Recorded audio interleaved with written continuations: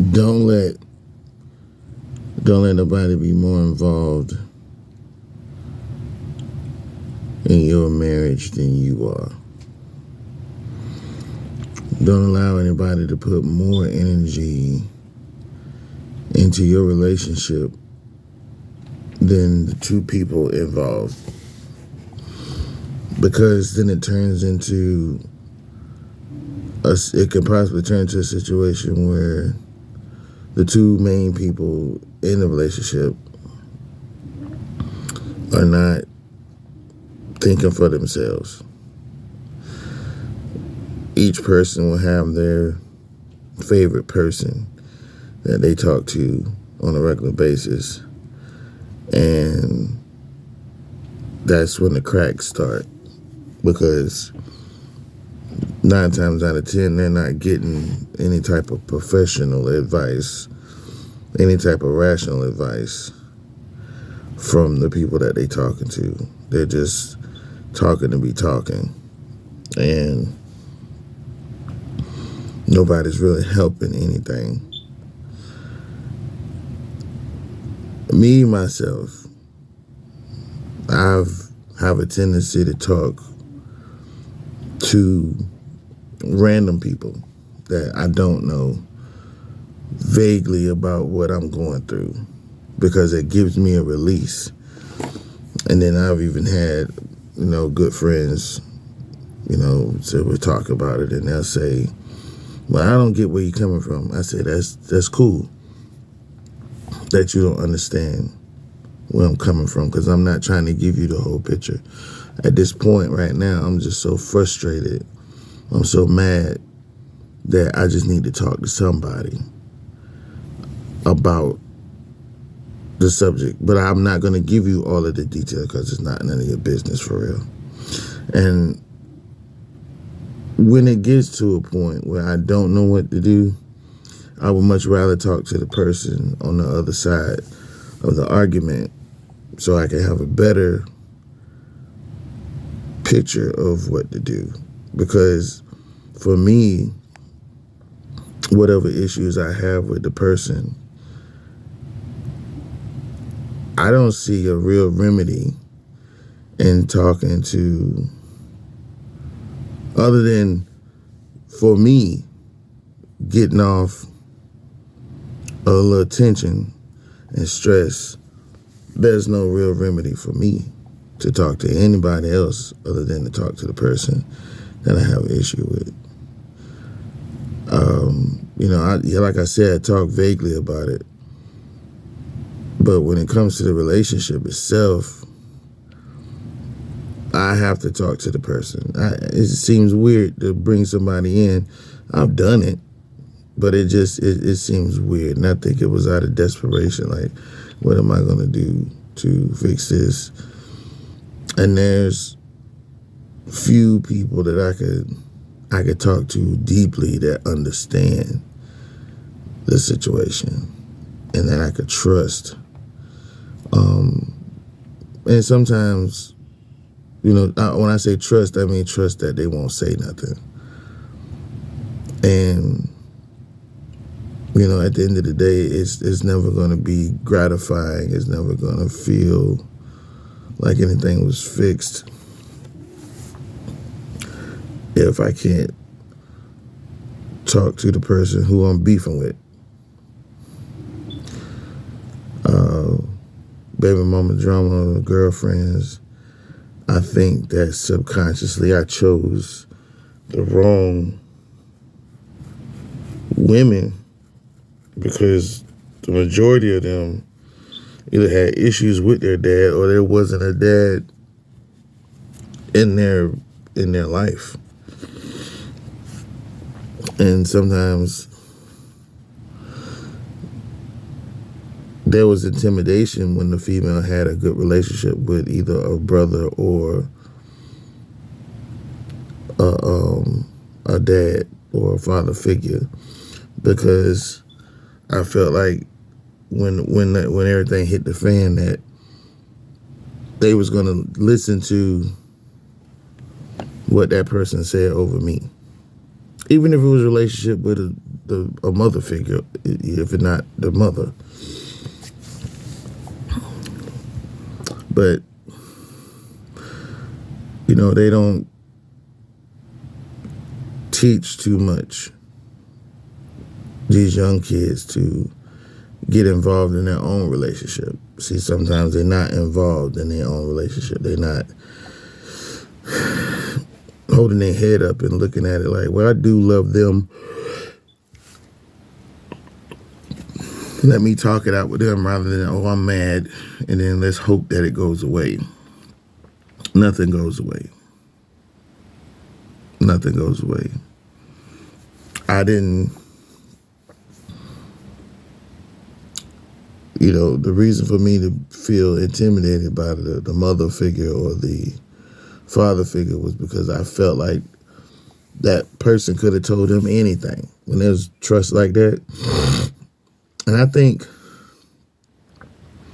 there was this one guy, this girl I was dating, her dad, actually, he was hearing stuff, had all these rumors and stuff. So when I was dating the girl, I asked her this question, this random question.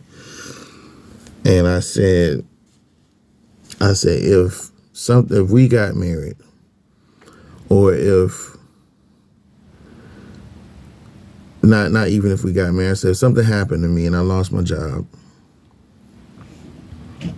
would you pay my child support? And she's like, what? And she looked at me. I should have known then that she had no real concept of marriage or togetherness or I'm going to be there for you no matter what. I'm going to make sure you stay on your feet. I'm going to make sure you don't go to jail, that type of stuff. And so she went to her dad. Somehow we ended up, she didn't go, she talked to her dad about it. So she told her sisters and her sisters told their dad.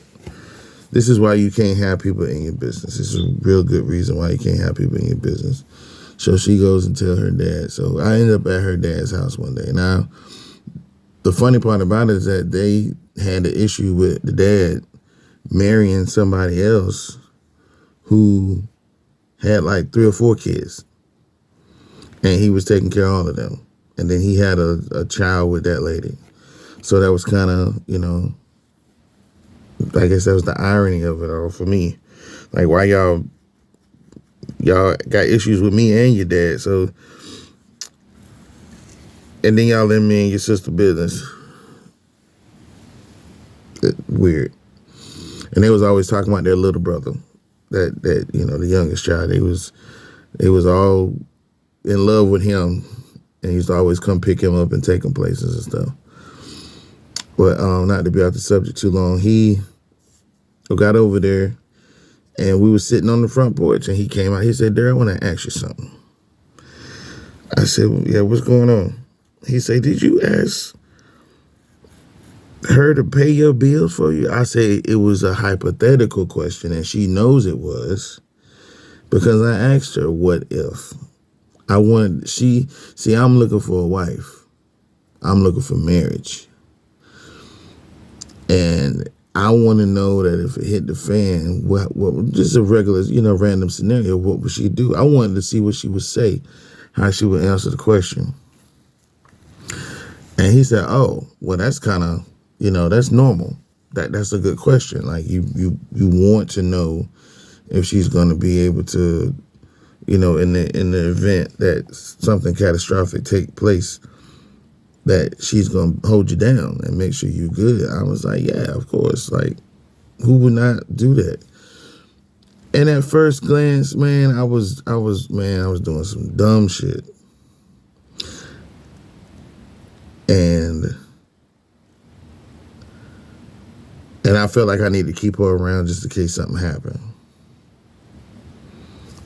I mean, be honest with you. I feel like I need to keep her around just in case, you know, my car break down, or, you know, it was like, what am I going to do? Who else am I going to be able to rely on? And it became like a carrot on a string type of thing. for both of us in certain scenarios. But if it wasn't for her dad bringing clarity to the situation and asking for himself what was said in the conversation, in that moment, we would have never saw any type of clarity like that. It would have still been retarded. And she continued to be retarded and irrational throughout the years. Because I don't think she knew herself. I think that, I was going through mommy issues, and she was going through daddy issues. So when both of y'all was going through something like that, it's going to be terrible, especially if y'all not recognizing what's going on and you just going off of impulse and your feelings and what you think you want, what you think you need. But don't bring other people in your relationship, anybody who's, have some weight. I mentioned her dad to say that it's going to probably be rare that somebody gets involved that's wanting to know exactly what's going on so they can fix it. I can remember going to counseling one time, and it did not feel fair. It did not feel just. I felt like the husband's title was not held high, not really taken in consideration. I felt like the female was favored based on what the counselor thought was going on. She overruled me. There was times where she laughed at me based when I talked about how I felt about certain subjects. I'm like, why would you be laughing in this situation? Why is it funny? There's nothing funny to me about this. Why is it funny to you? And I'm just gonna, I'm probably gonna talk about this again tomorrow because I'm really tired, not feeling well. But you have to be careful. If that person sitting across from you is not trying to cooperate, and you can feel that, then that person probably not for you. That's probably not the person that you want to be with. It's probably not, because you have to want to get over yourself if you want your relationship to work. You're going to have to want to get over yourself if you want that relationship to work. You're going to have to put yourself aside and say, everything I knew before now may not be correct. All the feelings that I've been feeling before now may not be correct. They may not be justified. And if you're not questioning yourself in situations like that, and if you're not listening, you're not doing either of you any good. If you go into an argument or a conversation or a disagreement putting yourself first, then you're not doing anybody any good. But with all of those troubles and insecurities people bring other people in because they don't know what to do themselves. They bring other people in the relationship because they don't know what to do themselves. They look at it and they'll bring that person in that favors them. They're bringing that person that favors them. I go to the person who has the most wisdom. Most definitely. I will be more likely now, since I've, gotten in touch with my aunts and uncles, to conversate with them about something that I'm going through rather than my brothers. Not to say that my brothers don't have that wisdom and intellect, but if you try it yourself, you'll see the conversations are going to be quite different. Talking with my aunt, she's 84 years old, versus talking with my brother. Big difference. She has way more kids. She has Her values are more concrete. She has more life on this planet, my aunts and uncles, than my brothers, and that counselor sitting across from you. I'm not saying the counseling can't help. I'm not saying that, because I will go to counseling for myself, but it's unlikely that I will go to marriage counseling, because it's simple to me. There are a set of rules that you follow, and that's simple. We don't have to go have it reinforced. Somebody should already be prepared to give those attributes, to give themselves in that manner. If your spouse needs you, it's point blank period. Your spouse comes first. And I'm not gonna try to take God out of the situation when I say your spouse comes first. And people don't do that. I had a conversation with a person, and they was like, I wear what I want to wear. My husband don't tell me what to do. My boyfriend can't tell me what to wear. Now, that conversation over time, like for me, I was like, damn, that's crazy. I didn't think she was that type of chick. But then later on, she said that if he asks me to change, I'll change. She didn't say if he worth it. She didn't say if he say please. She didn't say any other circumstance. She said if he asks me, if it makes him feel like that, I will change, because that's my man. I said, wow. I was totally wrong about this lady. Totally wrong about this lady. But that's just a piece of what it takes to get there. Sacrifice and putting yourself to the side. A lot of people don't want to do that, because when they're met with that wall, they want to climb that wall, or they want to move that wall out of the way. So if you're the wall that they don't want to be, they don't want to have anything to do with, it's going to be a problem. If you're asking them, hey, I don't like this, I don't like that, say for example, they have family members that you don't favor, right? And it's obvious that the family members are not the nicest people to your special somebody. Who you going to choose? It's easy to say who you're going to choose until you get that backlash. Of course, you've been knowing your family members a lot longer than you've been knowing that special someone. So when you having a conversation and I'm like, oh, well, your sister said this, your brother said that, your cousin, blah, blah, blah. And you should not be torn between who you shouldn't be torn between who you're going to choose. It really is a no-brainer. But people don't look at it like that. It was like, man, that's my cousin, and I don't want to choose between you and my cousin. Once you chose to date somebody, once you chose a fiance, once you chose to marry somebody, you walk down that aisle, you already chose you chose one person over everybody, believe it or not. You already chose. You chose that person over everybody, over the pastor, over the counselor, over the deacon, deaconess, over your grandma, granddaddy, uncle, auntie, brothers and sisters, cousin. You already made your choice. And people don't want to stick to it. And that choice is not temporary. That choice is not fleeting. It is not a wishy-washy type of thing. It is a 24/7, 365 days a week type of thing. It's not something that you waver from. You don't love them when it's good. You love them when it's bad. You love them when it's shitty. You love them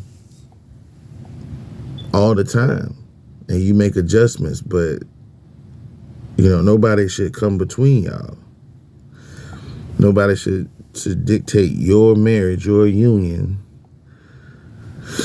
but you and that person. And you should be cognizant enough, you should be mature enough to know this. There's so many people talk about how counseling can help, but there's so many people who never went to counseling because them and their person, spouse, fiance, boyfriend, wife, husband, sat down and they decided that they loved each other that much that nobody else was going to know their business, and that they was going to fix it and they was going to make it work. It's the truth. If you hearing this message and you not that tough, you're not that bold, you're not that mature, you're not willing, then it's not gonna work like you want it to work. Either that person's gonna leave you or you're gonna end up leaving them. And if you on the stubborn side and they decide to leave you, I would say, or they decide to let you leave, I say that's expected from somebody who don't want to have to put up. A relationship is not supposed to be hard. Things happen, but between you and them, it doesn't have to be hard. It doesn't have to be bad. Make it good, make it great every day. Some people say they don't have the right person. You might not be the right person. You might not be the right person. Think about it. I hope this message wasn't too long, and I hope that you got something from it. Peace.